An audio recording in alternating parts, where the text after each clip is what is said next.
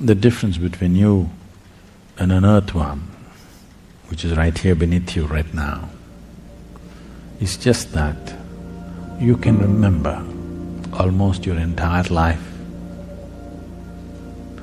and using that information, you can project and create what you consider as future. What you and almost every human being is suffering is what is causing pain to them, what is their misery, what is their suffering is just this. These two fundamental faculties which set you apart from every other creature, these two faculties are of memory and imagination.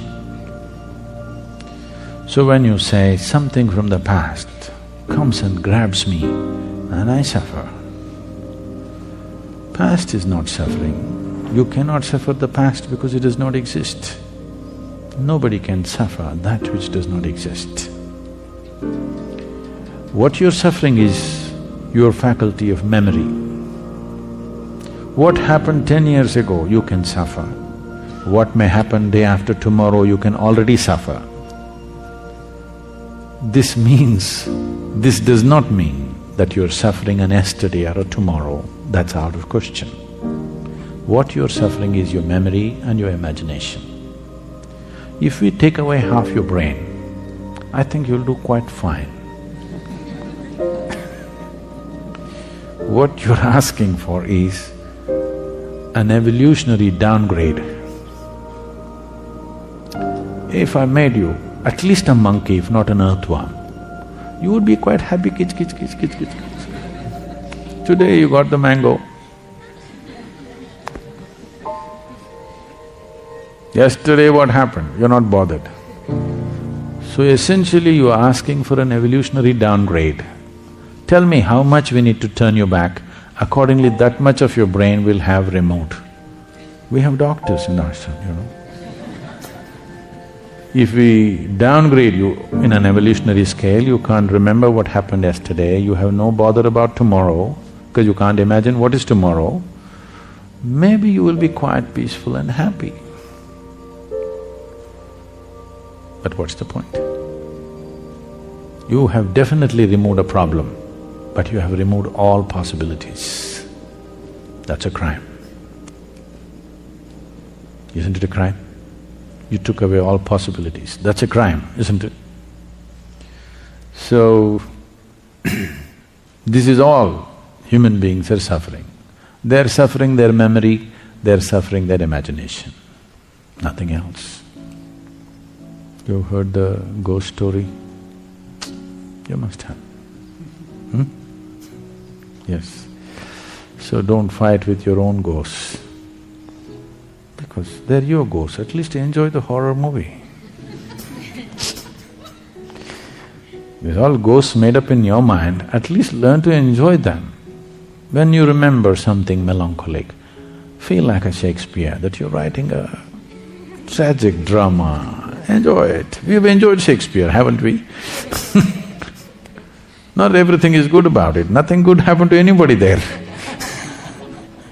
Oh, Sadhguru, that was somebody else, I enjoyed it so much, this is me. That is my yoga, so that you don't know which is me and which is somebody else. Union means just that. You don't know which is me and which is somebody.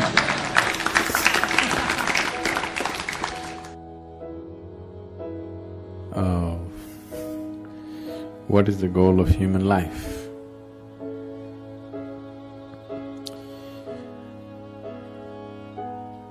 What is the purpose of human life? Or in other words, why life? That's a question. When it comes to life and existence, you never ask why.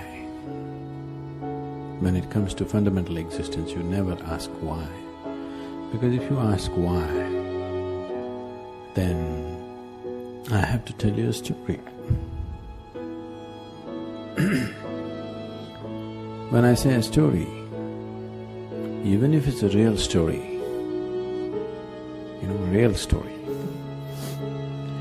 whatever I speak If it is not in your experience, it is just a story.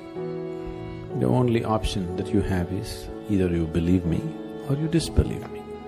Yes? If you believe me, it doesn't get you any closer to truth. If you disbelieve me, it doesn't get you at all. So, you never ask why. Right now, you're here with life. Why such a question has come? What is the goal of life? Because the process is not enough, isn't it? Yes? The process of life is not enough somehow. Suppose you were bursting with ecstasy every moment of your life, such a question would never come. What is the goal of life? Because to live is the goal of life. To live and to live totally. To live totally does not mean party every night. To live totally means when you are here, you must experience all aspects of life and go. Whatever this is, every aspect of what this is must come into your experience before you fall dead, isn't it so? Yes? This must happen, isn't it so, for every human being? Or do you want to just experience 10% of you and go away? You must experience what this life is totally, isn't it? Before you go, you must experience this. If you do experience that, then such questions will never arise in your mind because that's not the way existence is. Logically, your question is very correct. Okay, I'm living here, what is the goal of my life? If I tell you the goal of your life is you must attain to God, so we are making lots of assumptions, isn't it? We are making assumptions about various things which are not yet in our experience, isn't it? The moment you make assumptions about things which are not in your experience, you will become hallucinatory. 99% of the world's religion is hallucinatory, please see.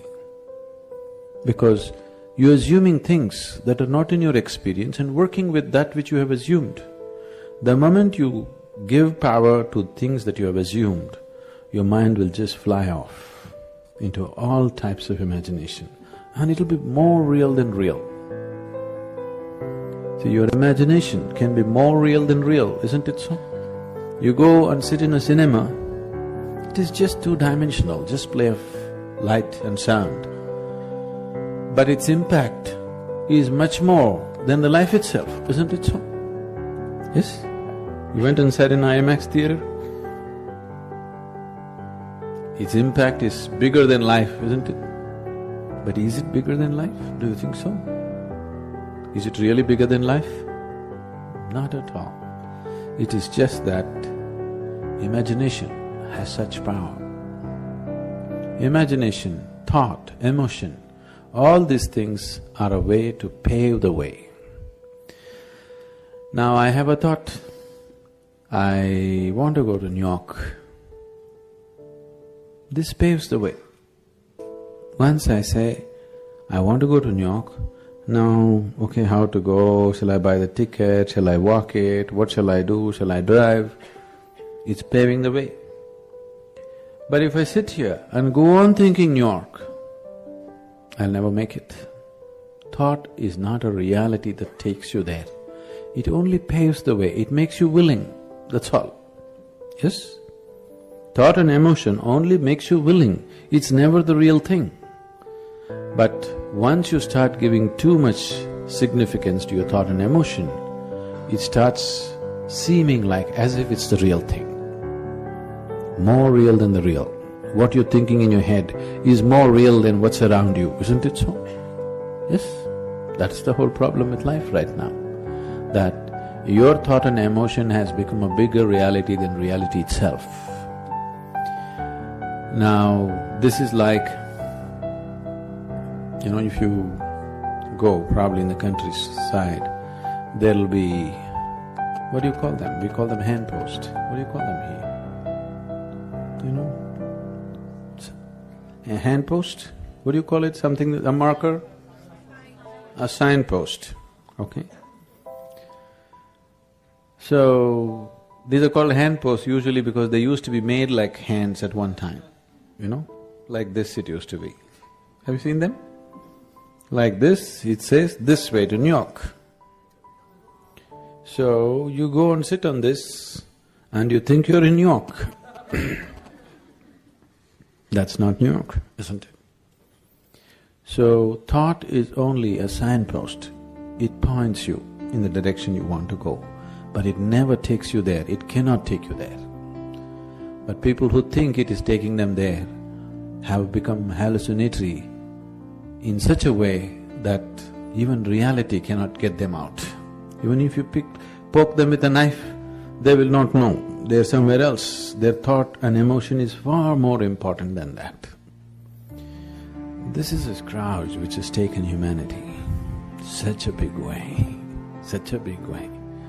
And of all the type of thoughts and emotions that we generate, the religious thought and religious emotion or spiritual thought and spiritual emotion are most dangerous because they're powerful, empowered by the otherworldly. Because of that kind of power, it just rules people. It just rules people so deeply. And we can always see that some other religion that you don't belong to, what stupidity, what nonsense they're doing, but what you're doing is just never visible, isn't it? Yes? Isn't it so? Isn't it happening every day? Because once the thought and emotion becomes powerful, you start believing it. Once you start believing something which is not yet in your experience, you are a dangerous human being. Because all the conflict on the planet, even today, what's happening, though people try to project it as it is good versus evil, though people are trying to project it as good versus evil, it is not about good and evil. It is always about one man's belief versus another man's belief, isn't it so? Always between one man's belief and another man's belief. Why can't we be sincere enough to simply see whatever we do not know as we do not know? What is the problem? This is the biggest human problem. They can't see that they don't know. They have to bullshit themselves all the time. And this is not a joke. This is a terrible tragedy on the planet, isn't it? This is not a joke, this is not a simple thing. It has cost phenomenally for human life on this planet, phenomenally, and still continuing to cost. But what we think and feel is so important, isn't it? So, what is the goal? What if there is no goal? What will you do? Will you die tomorrow? Suppose there is no goal.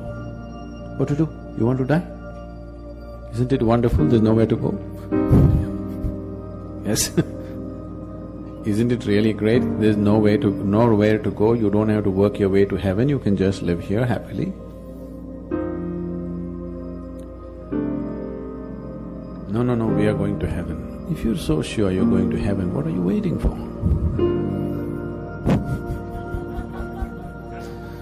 If you're so dead sure you're anyway going to heaven, what are you waiting for? I can't understand the logic. Huh? Waiting for the ticket. All you have to do is go and cut your throat in front of the temple. You understand? Whichever is your favorite temple, it'll happen. People 100% believe after I die, I will go to the lap of God. If you're going to the lap of God, you should not delay it. Really? Isn't it so? Such a sacred duty, can you delay it? You must go today, not even tomorrow. No, you want to live long. So why are you postponing such a wonderful opportunity? That's because you're full of bull. You tell yourself things which are not yet a reality for you. I'm not questioning whether these things exist, not exist, but it's not yet a reality for you. If you talk about things which are not yet a reality for you, to put it very bluntly, it just amounts to lying. This lying has cost phenomenally for individual human beings and for the whole humanity in a big way.